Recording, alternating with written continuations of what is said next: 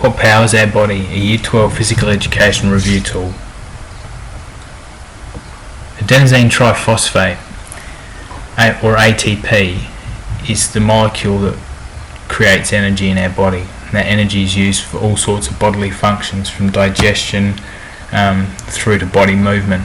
We're most interested in body movement and how that occurs through the muscles. So adenosine triphosphate is made of one adenosine molecule and 3 phosphate molecules, and when one of those phosphate molecules breaks away, it creates energy.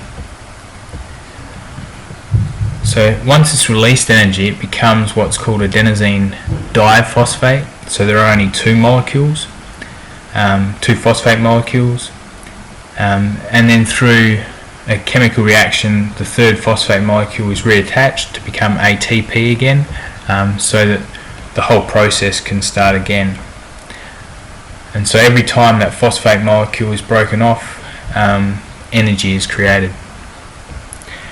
There are 3 fuels for ATP, and they come from our diet and the food that we eat. So carbohydrates, which is the main fuel source, or the most easily accessible fuel source for the production of ATP, fats and proteins.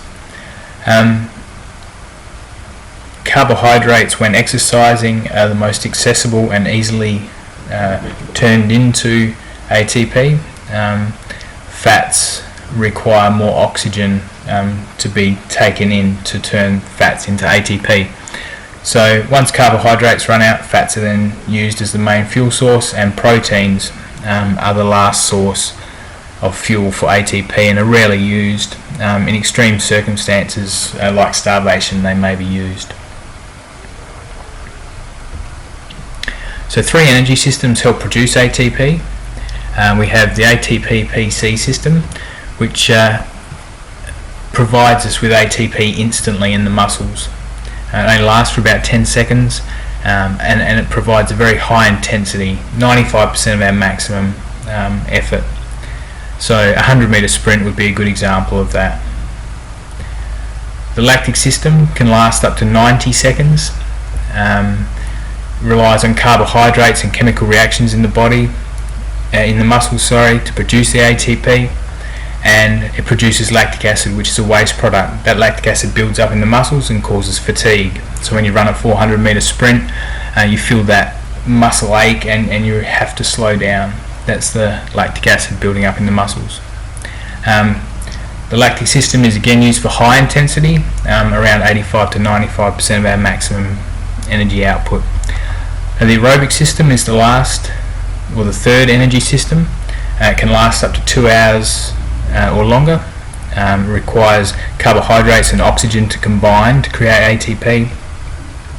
It produces 2 waste products, water and carbon dioxide.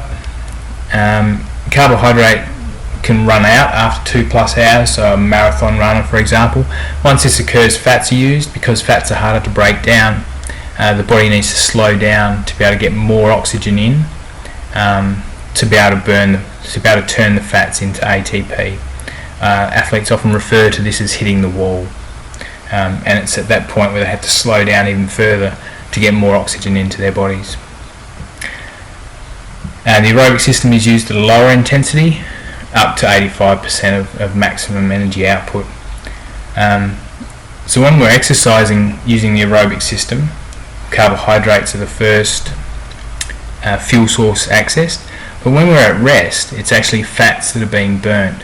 Because we're getting plenty of oxygen while we're sitting down and not exercising, fats are then turned into ATP, and carbohydrates make up a small percentage of that. So fats 60%, carbohydrates 40%, and as we start to exercise, that ratio changes. Carbohydrates move up to be the dominant fuel and fats go down. Okay, so there's an overview of ATP, what fuels ATP, and the 3 energy systems that create ATP in our body for physical activity.